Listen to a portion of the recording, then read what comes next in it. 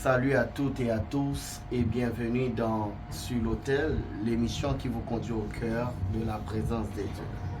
Préparez votre cœur, ouvrez votre esprit car ce qui se passe sur l'autel a le pouvoir de changer une destinée.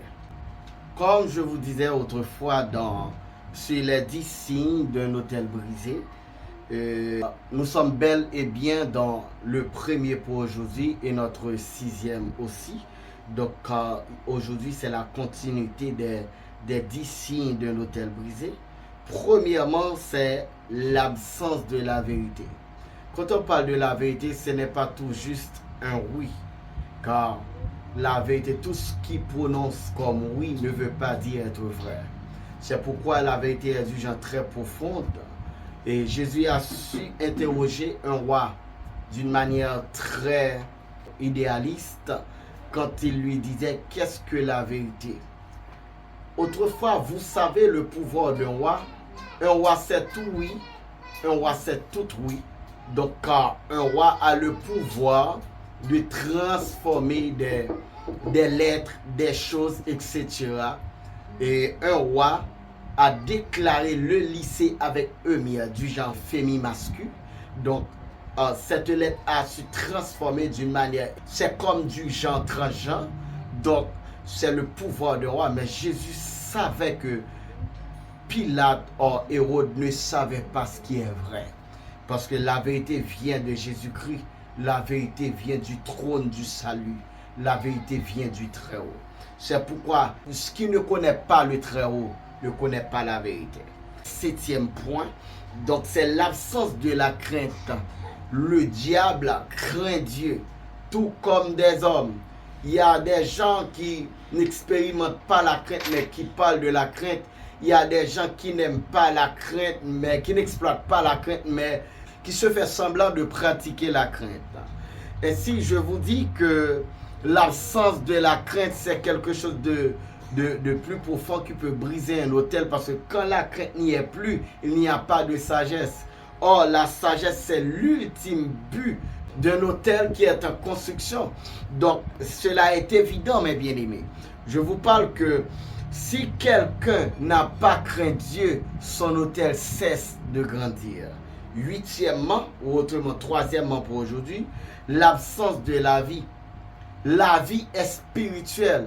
On ne peut pas avoir la vie sans la spiritualité. C'est pourquoi Dieu a dit, le jour où vous mangerez le fruit, vous mourrez. Mais par contre, Adam a continué de vivre.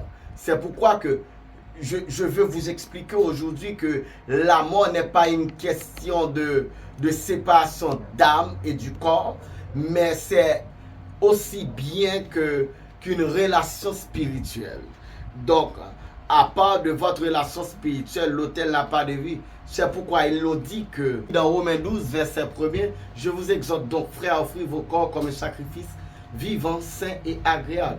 Le sacrifice doit être vivant car l'esprit de vie et de vérité doit être présent. 9e, c'est l'absence de la foi. L'absence de la foi, sans la foi, personne ne lui est agréable. C'est pourquoi quand la foi n'est pas présente, l'autel est déjà brisé. Donc aujourd'hui, je vous rappelle que la foi est évidente dans votre vie spirituelle. Donc Dieu aime les gens qui croient dans des choses profondes, qui croient dans sa révélation, de sa présence, dans son immuabilité, de sa capacité de faire, dans son existence. D'ailleurs, si vous ne croyez pas, vous mourrez dans vos péchés.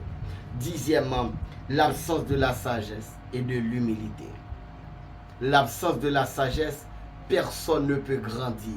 Il y a une phrase que je connais en latin qui disait Inimtium sapentiae timor domini. La crainte de Dieu est le commencement de la sagesse. Qui ne craint pas n'est pas sage.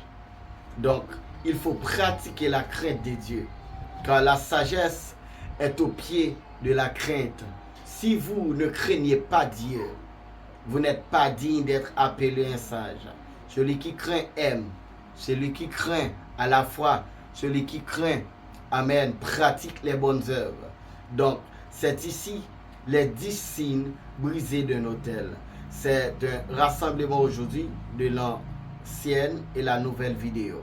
Abonnez-vous et je vous rappelle encore que vous êtes sur l'autel, votre émission dans votre cœur et dans votre âme. Que le Seigneur vous bénisse.